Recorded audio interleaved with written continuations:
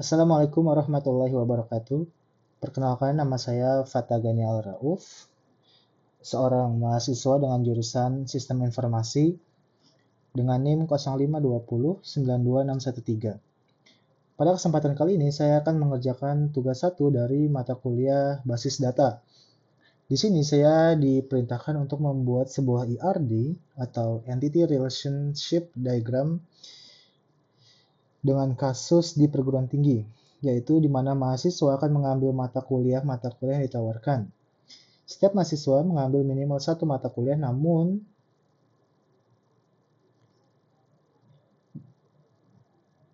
dapat mengambil beberapa mahasiswa dalam satu semester.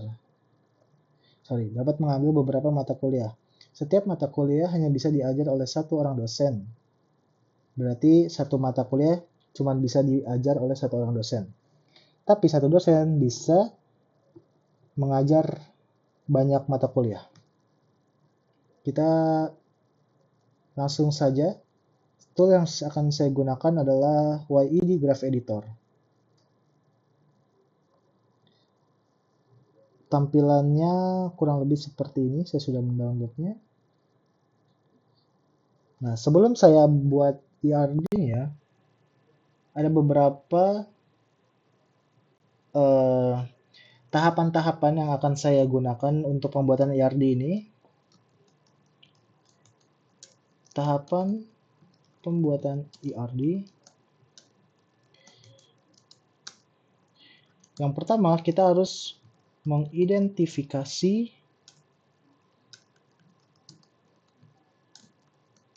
entity-nya. Apa saja entity yang perlu dibuat dari kasus tersebut. Yang kedua, kita perlu menentukan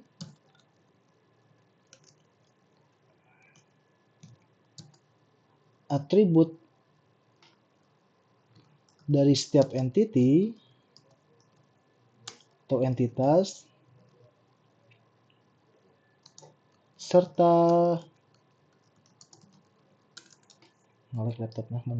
serta menentukan primary key.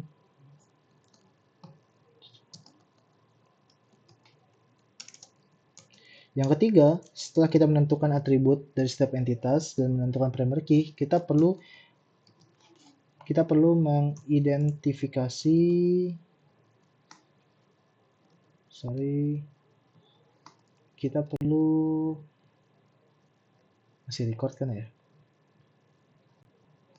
Kita perlu mengidentifikasi hubungan relasi antar entitas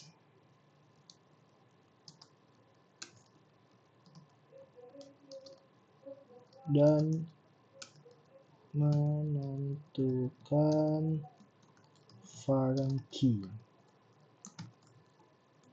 Yang keempat, kita juga perlu menentukan derajat relasinya.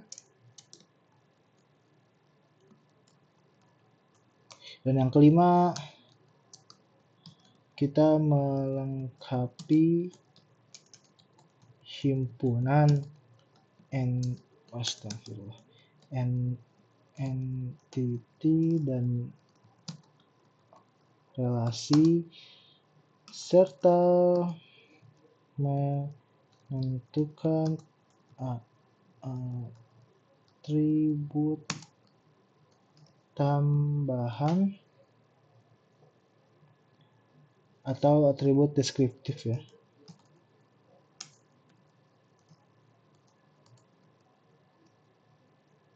Nah, kurang lebih ada 5 tahapan dalam pembuatan ERD. Kita akan mulai dari yang pertama, yaitu kita mengidentifikasi entity dari kasus tersebut. Di mana dalam kasus ini terdapat 3 entity utama, yaitu mahasiswa, mata kuliah, dan juga dosen. Kita buat di sini shape. Kita pakai yang flowchart. Jangan kita pakai entity relationship. Nah, sini ada entity.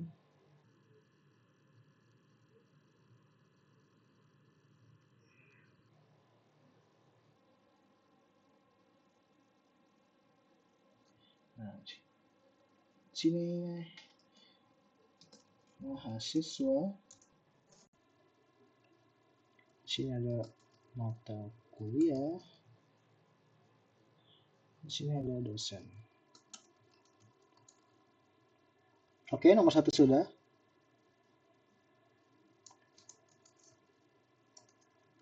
Di sini ada mahasiswa, ada mata kuliah, dan juga ada dosen.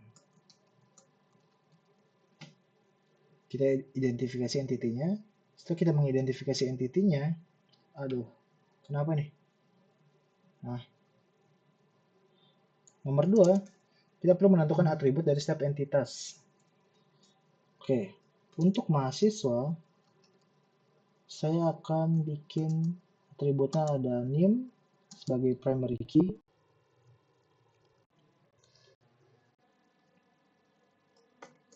Dan juga yang sederhana saja, saya akan bikin nama mahasiswa. Lalu untuk mata kuliah, suka responsif keyboardnya. Mata kuliah, ada kode mata kuliah, kode MK, saya singkat, dan dia akan menjadi sebagai primary key.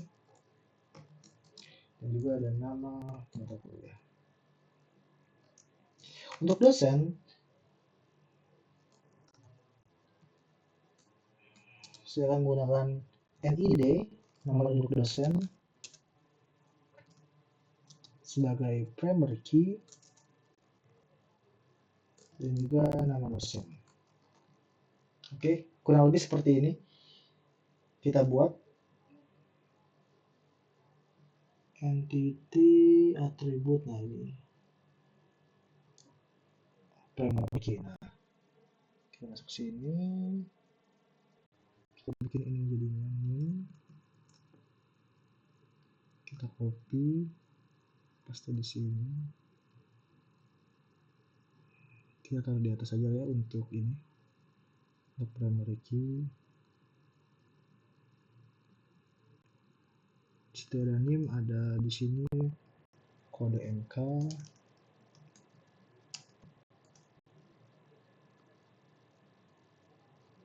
Kita copy lagi. Di sini ada NID. Nomor dosen ya, nomor induk dosen.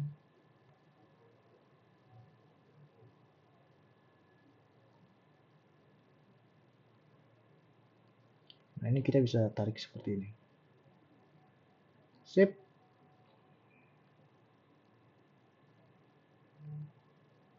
Sini, ini ke sini. Oh ya, atribut selanjutnya ada nama mahasiswa ya. Untuk atribut lainnya kita pakai yang ini aja kayaknya. Biasa.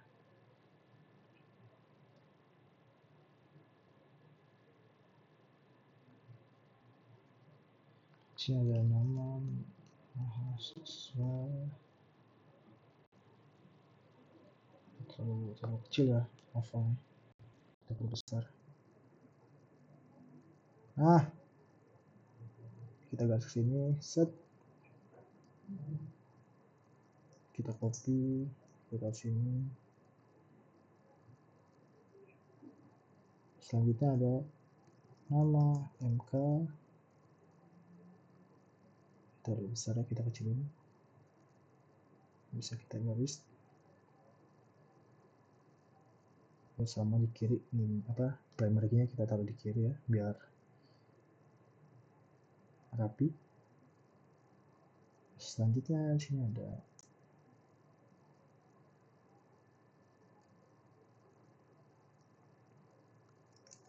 nama dosen.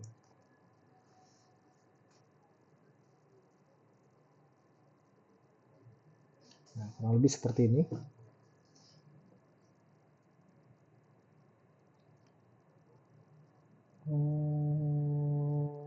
Udah ya atributnya. Lalu kita identifikasi hubungan relasi antar entitas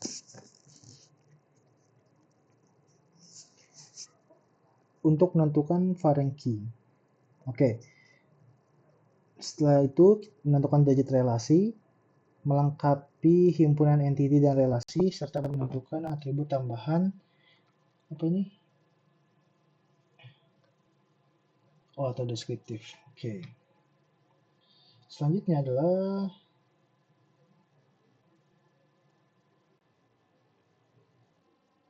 jadi hubungan antara sebentar.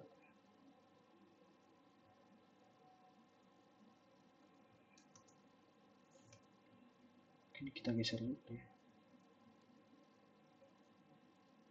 Astagfirullah. Kenapa nih? Nah. Jadi hubungannya mahasiswa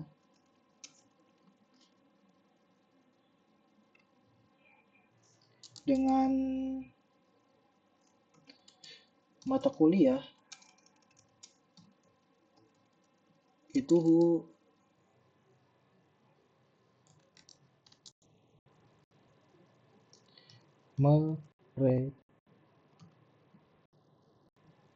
meregistrasi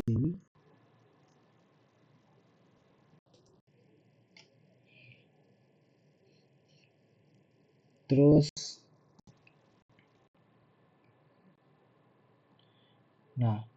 mata kuliah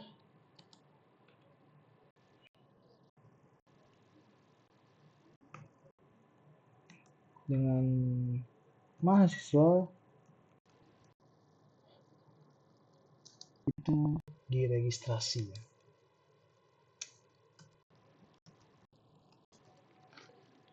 Nah, kenapa begini? Karena satu mahasiswa itu bisa register banyak mata kuliah. Begitupun dengan satu mata kuliah bisa register banyak mahasiswa.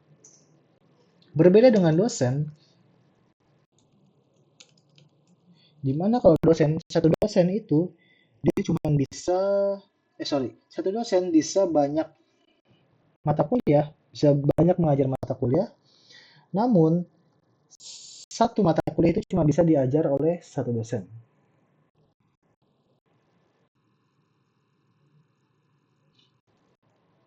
Relasinya kurang lebih begini ya. Dosen dengan mata kuliah itu mengajar. Bentar, itu mengajar. Jadi satu dosen bisa mengajar banyak mata kuliah, tapi satu mata kuliah itu cuma bisa diajar oleh satu dosen. Oh, ini mana korek ini?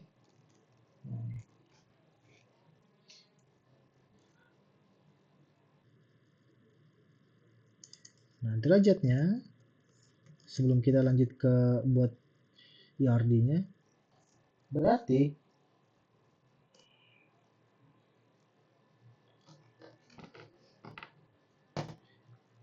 di sini sebentar sebelum kita nomor 4,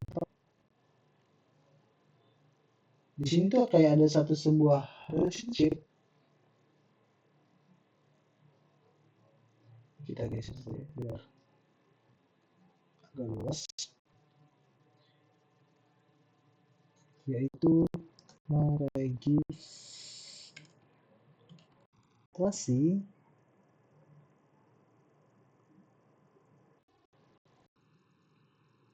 terus ini mata kuliahnya diregistrasi oleh beberapa mahasiswa. Terus di sini ada relationship juga, yaitu mengajar.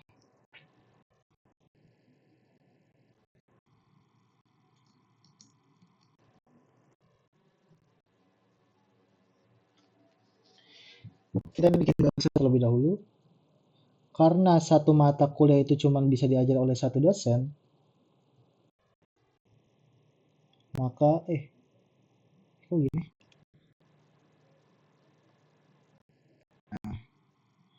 Berarti kita pakainya ini targetnya yang biasa aja. Tapi source arrow-nya kita pakai yang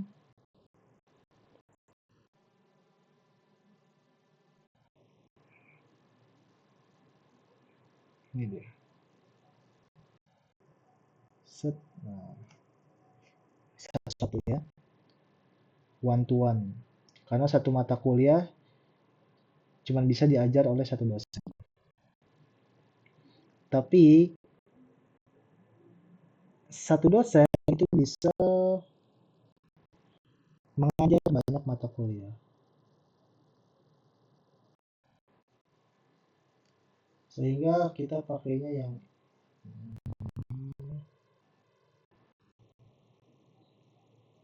nah, sip.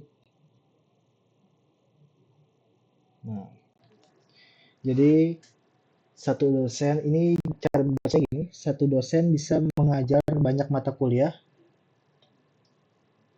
sedangkan satu mata kuliah hanya bisa diajar oleh satu dosen. Sedangkan mahasiswa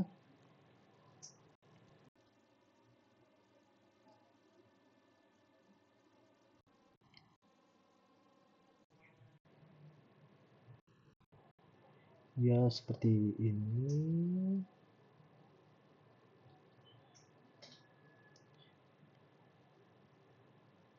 Dia meregistrasinya sekali. Tapi, nah ada tapinya nih. Sebentar sebelum ke situ.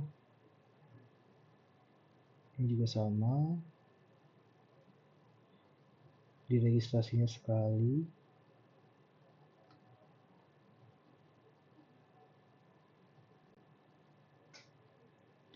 Nah, karena ini many to many, oke, kita lanjut ke nomor 4 dulu. Derajat literasinya jadi gini dulu ya. Satu mahasiswa, kita bikin satu rangkuman dulu. Satu mahasiswa bisa berdasarkan kasus ini ya. Satu mahasiswa dapat mengambil minimal satu mata kuliah, berarti satu mahasiswa itu bisa lebih dari satu mata kuliah. Satu mahasiswa bisa banyak mata kuliah, terus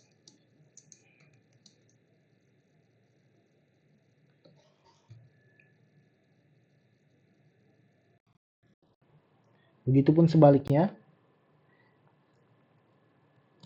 satu bisa register banyak mata kuliah, dan satu mata kuliah bisa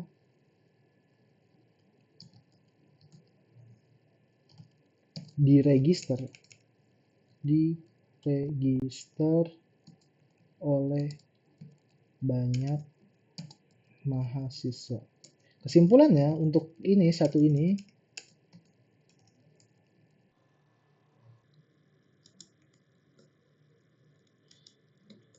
banyak mahasiswa bisa register banyak mata kuliah. Begitupun sebaliknya ya.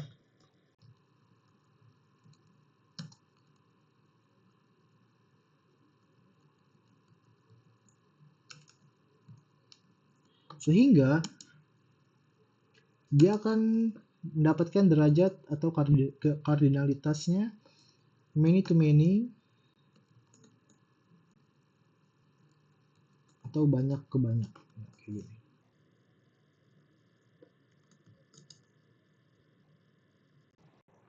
Nah, untuk kasus yang dosen,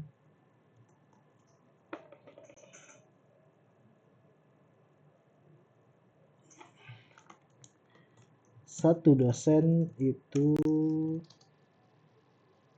bisa ngajar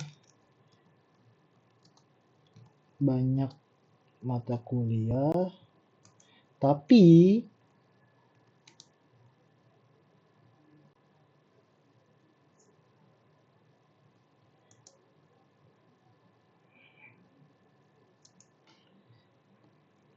satu mata kuliah cuma ini ngelag banget laptopnya, cuma bisa diajar oleh satu dosen.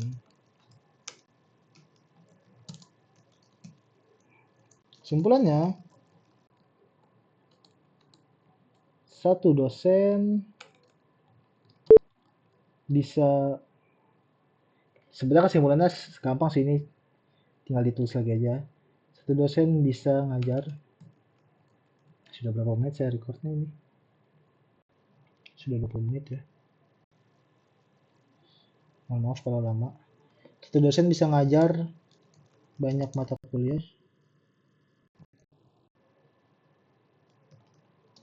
tapi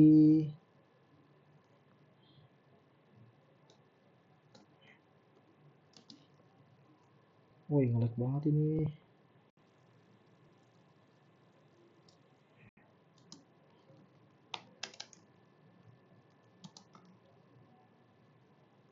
Kita copy aja biar cepet. Nah, sehingga kardinalitas yang terbentuk adalah one to many.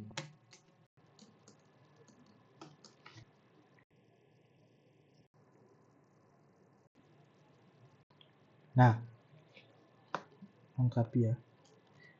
Karena di sini terjadi many to many, maka terbentuklah satu entitas baru.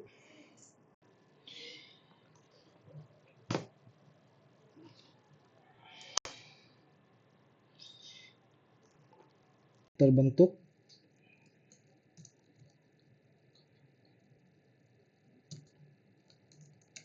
karena terdapat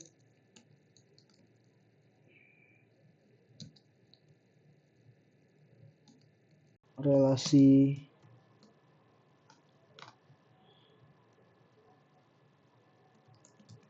many to many, maka terbentuklah, namanya itu entitas asosiasi ya. Entitas asosiasi itu adalah entitas penghubung dari relasi many to many atau entitas penghubung.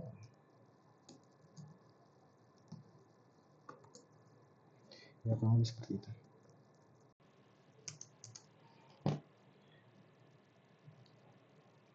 Bentuklah entitas asosiasi, oke.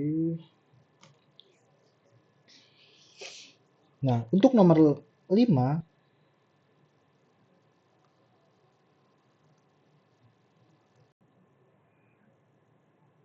di sini karena ini many to many relasinya nih, terbentuklah satu entitas baru di sini yang menghubungkan dari dua ini.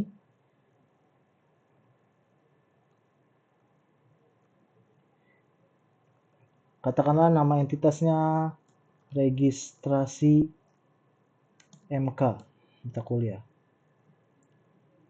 Dan ini simbolnya target row-nya itu many. Nah, ini itu many ya.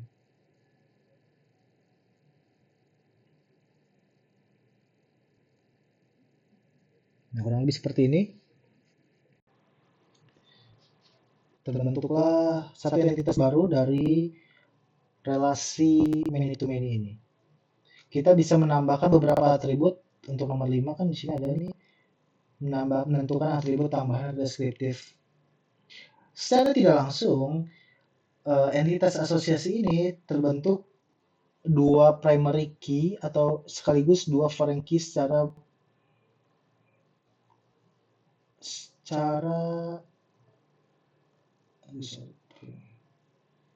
langsung.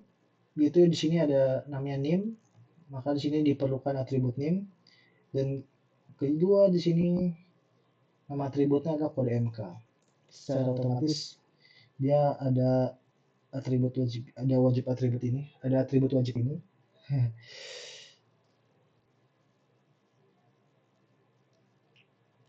kita juga bisa, nah, misalkan ada satu mahasiswa yang registrasi satu mata kuliah, kita bisa menentukan satu atribut lagi, satu atribut primary key, mungkin namanya tahun ajar.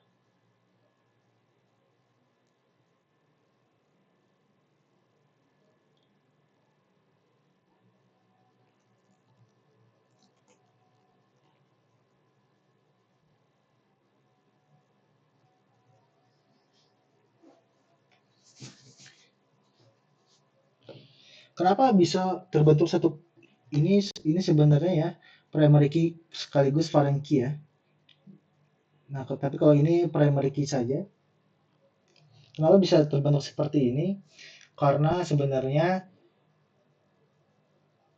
setiap semester itu mata kuliahnya berbeda-beda, dan mahasiswa meregistrasi mata kuliah tersebut pasti terbentuk tahun ajar yang berbeda. Contohnya, mahasiswa yang meregistrasi mata kuliah di tahun ajar 2025 pasti berbeda dengan saat mahasiswa ini lulus. Oh, kita bisa tambahin lagi berarti nih, biar namanya semester ya, katakanlah semester berapa nih?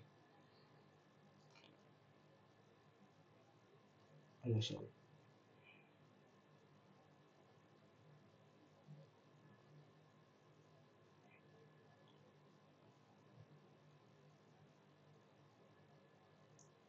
Ini kita bilang lagi, ini PK sekaligus foreign key ya.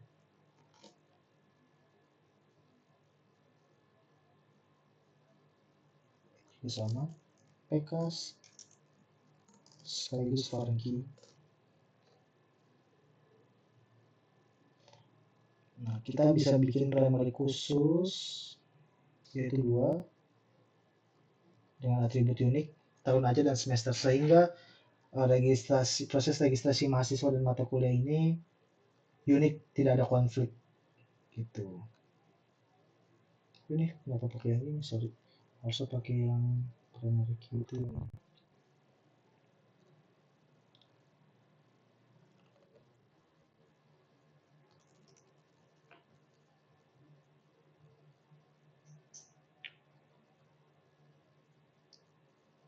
Nah, kita bisa bikin atribut tambahan nih yang tidak ada hubungan sama yang lain.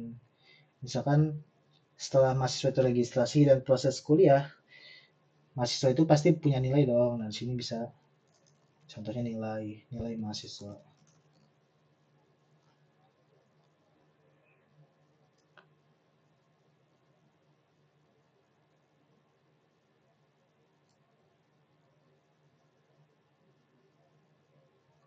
Nah, kurang lebih seperti ini.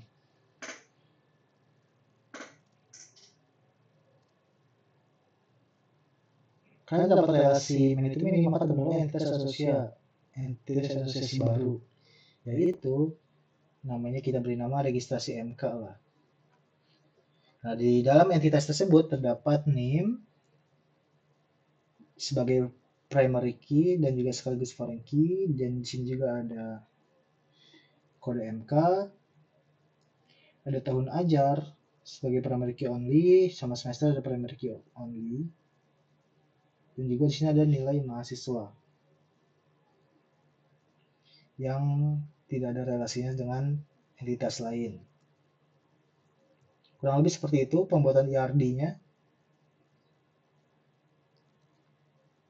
Sebagai penutup kata, semoga dengan penyusunan IRD ini dapat membantu mahasiswa, khususnya saya pribadi, atau teman-teman sekalian dalam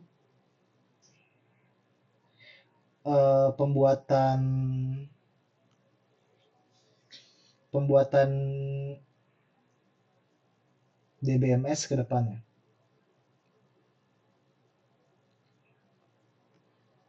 Kenapa kayak gini? Oke, kurang lebih seperti itu. Mohon maaf bila ada kekurangan. Wassalamualaikum warahmatullahi wabarakatuh.